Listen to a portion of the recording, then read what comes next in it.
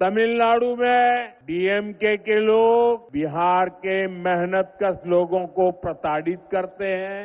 மோடிக்கு நான் சவால் விட்டு கேட்கிறேன், இந்த தமிழ்நாட்டில் எங்கேயாவது பீகார் மாநிலத்தை சார்ந்தவர்கள் தாக்கப்பட்டதற்குரிய ஆதாரம் இருந்தால் அவர் வழக்கு போடட்டும் அல்லது எந்த விதமான நடவடிக்கை எடுக்கட்டும். உத்தரப்பிரதேசத்தில் இருக்கிறவங்க தமிழ்நாட்டில் படித்து அந்த பசங்கெல்லாம் மார்க் வாங்கி அந்த பெண் பேட்டி கொடுத்தார், நான் தமிழ்நாட்டில் படித்து இந்த அளவுக்கு வந்திருக்கிறேன், இங்கேயே படித்து நான் டாக்டர் ஆக வேண்டும் என்று அந்த ஜியா குமாரி என்கிற பெண்மணி கவுல் பசார் பள்ளியில் கொடுத்தது. இந்த விஜய் டிவியில் அதில் ஒரு டிபேட் ஷோவில் இந்த வடநாட்டு தொழிலாளர்கள் பெண்கள் ஒரு பெண்மணி கொரோனா நேரத்தில் அவருடைய குழந்தைகள் பாதிக்கப்பட்டு மிகவும் உயிருக்கு போராடி கொண்டிருந்த நேரத்தில் தமிழ்நாட்டிலே அக்கம் பக்கம் இருந்த தாய்மார்களாம் வந்து அந்த குழந்தையை காப்பாற்றி இந்த 2 குழந்தைகளும் உயிரோடு இருக்கிறது என்று காட்டினது சொன்னால் அதற்கு காரணம் தமிழ்நாட்டில் இருக்கக்கூடிய எங்களுடைய சகோதரிகள் என்று அந்த மாதிரி சொல்லிட்டு இன்னொன்று சொன்னாங்க.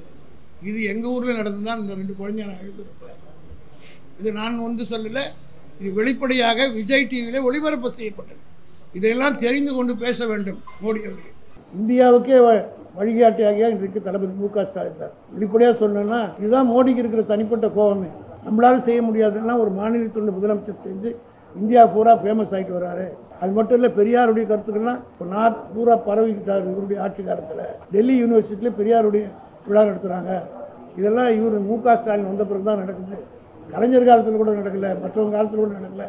இந்த பொறாமை வைத்தறிச்சல் காரணமாகத்தான் மு.க. ஸ்டாலின் மீது ஃபோக்கஸ் பண்ணி இப்போ ஆப்ரேஷன் எம்கேஎஸ் என்ற அடிப்படையில் ஆரம்பிச்சிட்டாங்க. இது நடக்கும். இதெல்லாம் சந்திப்பதற்கு திமுக தயாராகும். பீகார் தேர்தல் பிரச்சாரத்தில் இந்திய பிரதமர் நரேந்திர மோடி அவர்கள் அந்த மாநிலத்தில் இந்தியா கூட்டணி வெற்றியை நோக்கி சென்று கொண்டிருப்பதை தாங்கிக் கொள்ள முடியாமல் வழக்கமாக அவர் செய்கின்ற பொய் பிரச்சாரத்தை நேற்றைக்கு பீகாரிலும் அரங்கேற்றியிருக்கிறார்.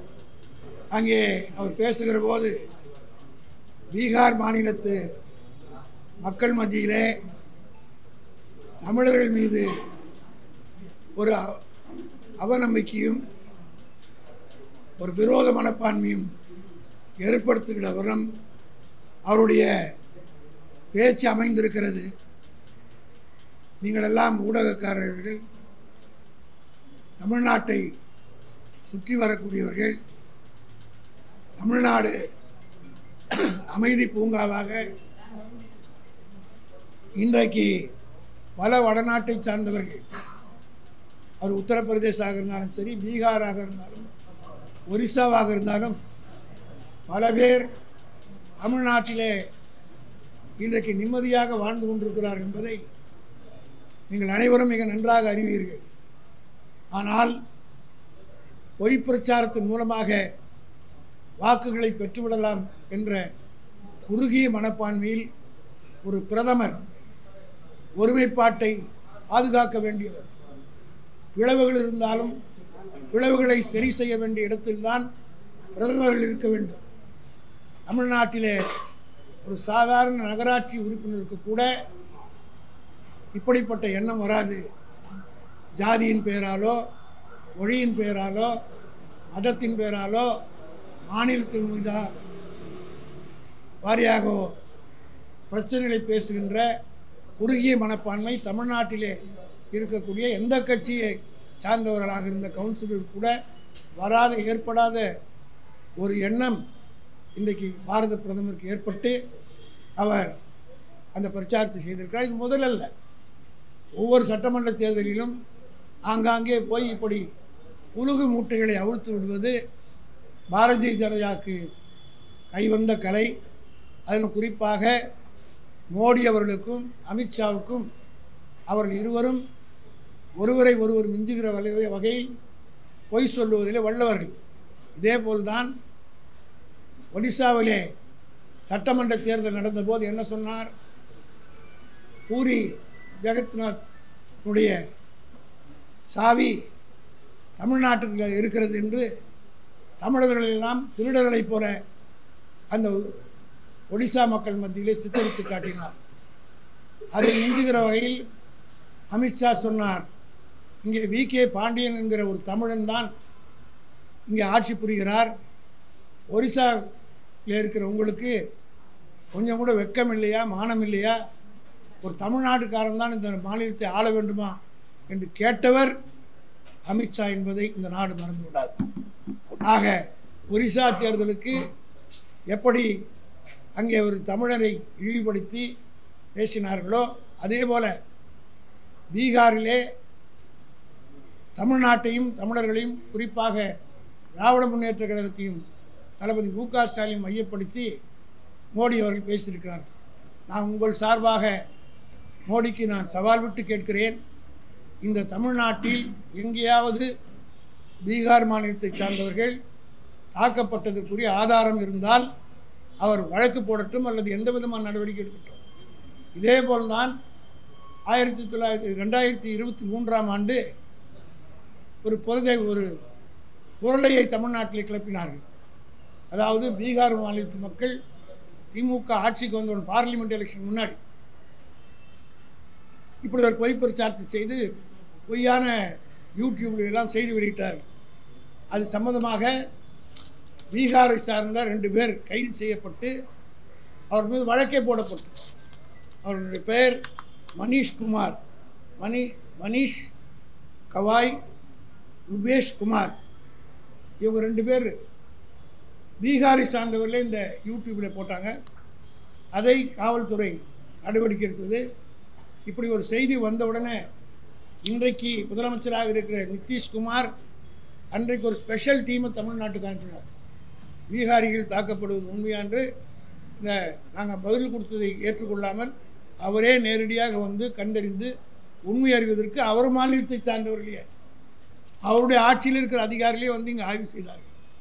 ஆய்வு செய்து அவர் தந்த அறிக்கை என்ன என்பதை மோடி படித்து பார்க்க வேண்டும்.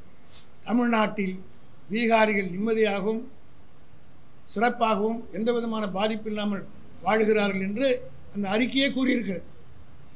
ஆனால் இதை கூட ஒரு பிரதமராக இருக்கிறவர் புரிந்து கொள்ளாமல் வந்து பொய் சொல்கிறார் என்றால், இவர் இந்த நாட்டினுடைய பிரதமராக இருக்கிறார், இந்த நாட்டில் நாம் ஒரு குடிமகனாக இருக்கிறோம் என்று ஒவ்வொருவரும் தலைகுனியக்கூடியவர்கள் என்னென்ன பேசினார்கள். தமிழ்நாட்டை கொஞ்சமாக நெஞ்சமாக அவமானப்படுத்தினார். தர்மேந்திர இந்த கல்வித்துறை அமைச்சராக இருக்கக்கூடியவர் தமிழ்நாட்டுக்காரர்களுக்கெல்லாம் நாகரிகமே கிடையாதுன்னு சொன்னார். அமெரிக்காவிலே கருப்பர்கள் தாக்கப்படுவதைப் போல இங்கேயும் தாக்கப்படுகிறார்கள் என்று சொல்லும்போது அதற்கு பிஜேபி எம்பி என்ன சொன்னார்? பகிரங்கமாக சொன்னார், நாங்கள் அப்படி கிடையாது, தென்னாட்டு சார்ந்தவர்களும் கருப்பாக இருக்கிறாங்க, அவங்கள நாங்கள் அவளோடு வாழவில்லை என்று தமிழ்நாட்டுக்காரர்களை தென்னாட்டுக்காரர்களை எல்லாம் கருப்பர்களுக்கு நிகராக, அமெரிக்காவில் இருக்கிற கருப்புக்கு நிகராக பேசியவர்கள் பிஜேபிக்காரர்களா இல்லையா? அதே போல் பெங்களூரில் ஒரு ஹோட்டல் தாக்கப்பட்டது, ராமேஸ்வரம் கெஃபே என்ற ஒரு ஹோட்டல் தாக்கப்பட்டது. அந்த ஹோட்டல் தாக்கப்பட்டதுக்கு என்ன சொன்னார் பிஜேபி பெண் மந்திரி ஒருத்தர்? தமிழ்நாட்டுக்காரன் தான் செஞ்சிருக்க வேண்டும் என்று சொல்கிறார். ஆக தமிழர் என்றால் இவ்வளவு கேவலமா? 40 திராவிட முன்னேற்ற கழக கூட்டணி வெற்றி பெற்றதுக்காக கொடுக்க வேண்டிய நிதியும் கொடுக்கவில்லை, கல்வித்துறைக்கு கிடைக்க வேண்டிய பணத்தும் கொடுக்கவில்லை. இங்கே எங்களுக்கு கொடுப்பதற்கு பதிலாக நாங்கள் ₹1 29 காசு தான் நமக்கு திருப்பி தர்றாங்க. ஆனால் பீகாருக்கு ₹1 7 கொடுத்தாங்க. ஆனால் அந்த மாநிலத்தை பிஜேபி 20 ஆண்டு காலத்தில் 15 ஆண்டு காலம் அவருடைய கூட்டணி ஆண்டிருக்கிறது. வளர்ச்சி அடைய முடிந்ததா? இதையெல்லாம் மக்கள் கேட்கப் போகிறார்கள் என்பதற்காக இப்படி திசை திருப்புகிறார் மோடி அவர்கள். இந்த பீகாருக்கு எங்களை விட அதிகமான பணத்தை கொடுத்தீர்கள், நீங்கள் பணம் கொடுக்காமலேயே பொருளாதார வளர்ச்சி தளபதி மு.க. ஸ்டாலினுடைய தலைமையில் அமைக்கப்பட்ட ஆட்சி 11.19% பொருளாதாரத்தில் வளர்ச்சி பெற்றிருக்கிறோம். இதையெல்லாம் தாங்கிக் கொள்ள முடியாமல் திராவிட முன்னேற்ற கழகத்தின் மீது வழி சொல்ல வேண்டும் என்று எண்ணுகிற மோடிக்கு நான் சொல்லுகிறேன், சென்ற ஆண்டு 10ஆம் வகுப்பு தேர்வு நடந்தது. அந்த 10ஆம் வகுப்பு தேர்வில் பீகாரை சார்ந்த ஒரு பெண்மணி பக்கத்தில் சென்னைக்கு அருகாமல் இருக்கிற கவுல் பசார் கவர்மெண்ட் ஸ்கூலில் படித்து 10ஆம் வகுப்பில் பாஸ் பண்ணி தமிழில் 100க்கு 93 மார்க் வாங்கியிருக்கு. ஆக பீகார் மாநிலத்தில் இருக்கிறவர்களானாலும் சரி, உத்தரப்பிரதேசத்தில் இருக்கிறவர்களாம் தமிழ்நாட்டில் படித்து அந்த பசங்கள்லாம் மார்க் வாங்கி அந்த பெண் பேட்டி கொடுத்தார், நான் தமிழ்நாட்டில் படித்து இந்த அளவுக்கு வந்திருக்கிறேன், இங்கேயே படித்து நான் டாக்டர் ஆக வேண்டும் என்று அந்த ஜியா குமாரி என்கிற பெண்மணி கவுல் பசார் பள்ளியிலே கொடுத்தது. இங்கே இருக்க ஊடகத்தில் இந்த விஜய் டிவியில் டிபேட் எடுத்துக்கிறார். அவர் நடத்துகிற ஒரு டிபேட்டை நீங்கள் எல்லாம் கூட பார்த்துருப்பீர்கள். அதில் ஒரு டிபேட் ஷோவில் இந்த வடநாட்டு தொழிலாளர்கள் பெண்கள் ஒரு டிபேட் நான் ஒரு நாள் பார்க்குற வாய்ப்பு அதுக்கு கிடைத்தது. அப்படி பார்க்குற போது ஒரு பெண்மணி கொரோனா நேரத்தில் அவருடைய குழந்தைகள் பாதிக்கப்பட்டு மிகவும் உயிருக்கு போராடி கொண்டிருந்த நேரத்தில் தமிழ்நாட்டிலே அக்கம் பக்கம் இருந்த தாய்மார்களாக வந்து அந்த குழந்தையை காப்பாற்றி இந்த 2 குழந்தைகளும் உயிரோடு இருக்கிறது என்று காட்டினது சொன்னால் அதற்கு காரணம் தமிழ்நாட்டில் இருக்கக்கூடிய எங்களுடைய சகோதரிகள் என்று அந்த மாதிரி சொல்லிட்டு இன்னொன்று சொன்னாங்க. இது எங்கள் ஊரில் நடந்துதான் இந்த 2 குழந்தைய நான் எழுதியிருப்பேன். இது நான் வந்து சொல்லலை, இது வெளிப்படையாக விஜய் டிவியில் ஒளிபரப்பு செய்யப்பட்டது. இதையெல்லாம் தெரிந்து கொண்டு பேச வேண்டும் மோடி அவர்கள். ஏதோ ஒரு தேர்தலுக்காக இங்கே வந்து உடனே தமிழ்நாட்டுக்கு தேர்தல்னா உடனே குரலில் அவர் சொல்கிற குரல் தமிழுக்கும் புரியாது, அவருக்கும் புரியாது. அப்படிப்பட்ட குளறுபடியான தமிழில் பேசி இங்கே ஏமாற்றுவார்.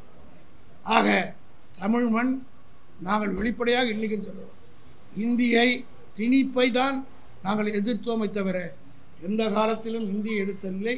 இது அண்ணா காலத்திலிருந்து இன்று வரை நாங்கள் தெளிவாக பதில் சொல்லி வந்திருக்கிறோம்.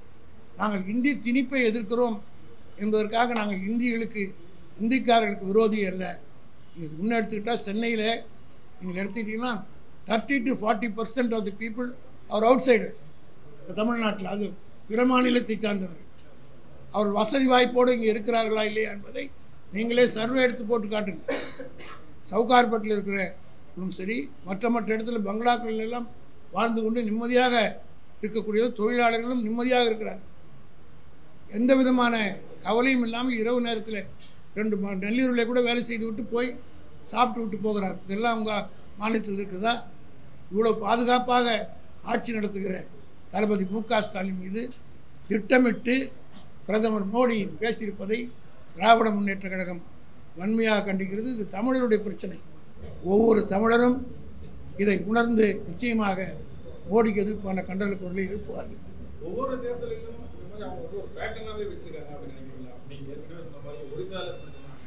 அதாவது வந்து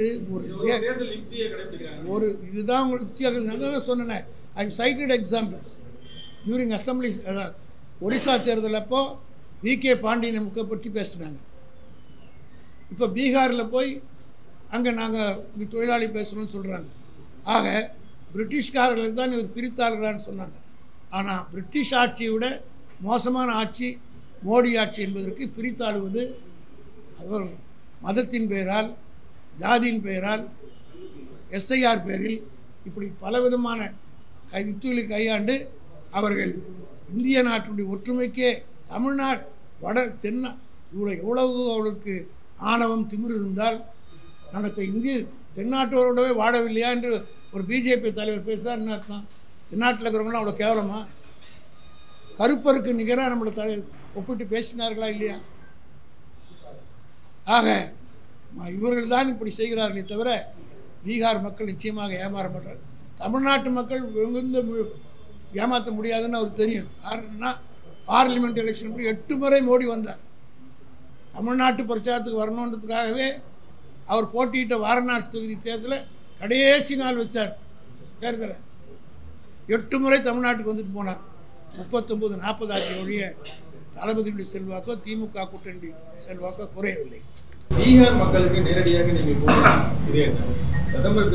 பீகார் மக்களிடையே நீங்கள் நேரடியான பீகார் மக்கள் எங்களுடைய சகோதரர்கள் மட்டுமல்ல, அவர்களை காப்பாற்றுகிற மண் தமிழ் மண். நீங்கள் ஒழுங்காக எல்லாரும் வேலை வாய்ப்பெல்லாம் கொடுத்துருந்தா பீகார்லேருந்து ஏங்க வர போகிறாங்க? இந்த நீங்கள் தானே ஆண்டீங்க. நிதிஷ்குமார் தான் ஆண்டிருக்கிறார். 15 முறை உங்கள் கூட்டணியில் இருக்கிறது தான் ஆண்டார். அங்கே வந்து இங்கே தமிழ்நாட்டில் இருக்கிறவங்க யாராவது போய் எங்கேயாவது இந்த மாதிரி வேலை செய்கிறத பார்த்துக்கணுமா? அதுக்கு காரணம் இங்கே வளமாக தமிழ்நாடு இருக்கிறது. நீங்கள் போய் அங்கே வந்து உங்கள் மக்களை காப்பாற்றுவதற்கு தவறியதற்கு எங்கள் மீது பழி போடுவதா? நீங்கள் அவங்களுக்கு எல்லாம் வேலை கொடுத்தா இங்கே ஏன் வர போகிறாங்க? அப்புறம் நாங்கள் ஏன் இல்ட்ரீட் பண்ணுறோன்ற கொஸ்டினே வராது. நான் தமிழர்களை பற்றி பேசிக்கொண்டிருக்கேன்.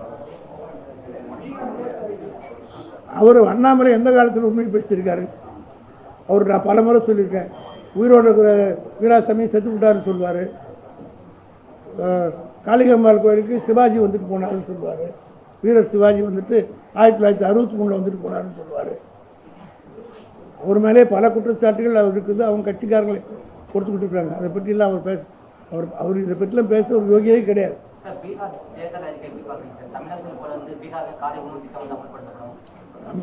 தமிழ் இனிமேல் இந்தியா பூரா மு.க. ஸ்டாலின் போட்ட திட்டங்கள் தான். இப்போ கேரளாவில் கூட இப்பொழுது வந்து அந்த உரிமைத் தொகை, கலைஞர் உரிமைத் தொகை நாங்கள் கொடுப்பதைப் போல அங்கே அமுல்படுத்த வேண்டும் என்று திட்டமிட்டு இந்தியாவுக்கே வழிகாட்டியாக இன்றைக்கு தளபதி மு.க. ஸ்டாலின் தான். வெளிப்படையாக சொல்லணும்னா இதுதான் மோடிக்கு இருக்கிற தனிப்பட்ட கோபமே. நம்மளால் செய்ய முடியாதுன்னா ஒரு மாநிலத்தினுடைய முதலமைச்சர் செஞ்சு இந்தியா பூரா ஃபேமஸ் ஆகிட்டு வர்றாரு. அது மட்டும் இல்லை, பெரியாருடைய கருத்துக்கள்லாம் இப்போ பூரா பரவிக்கிட்டார் இவருடைய ஆட்சி காலத்தில். டெல்லி யூனிவர்சிட்டியில் பெரியாருடைய விழா நடத்துகிறாங்க. இதெல்லாம் இவர் மு.க. ஸ்டாலின் வந்த பிறகு தான் நடக்குது. கலைஞர் காலத்தில் கூட நடக்கலை, மற்றவங்க காலத்தில் கூட நடக்கலை. இந்த பொறாமை வைத்தறிச்சல் காரணமாகத்தான் மு.க. ஸ்டாலின் மீது ஃபோக்கஸ் பண்ணி இப்போ ஆப்ரேஷன் எம்கேஎஸ் என்ற அடிப்படையில் ஆரம்பிச்சிட்டாங்க. இது நடக்கும். இதெல்லாம் சந்திப்பதற்கு திமுக தயாராகும். Any more questions? வேற ஒன்றும் இல்லை.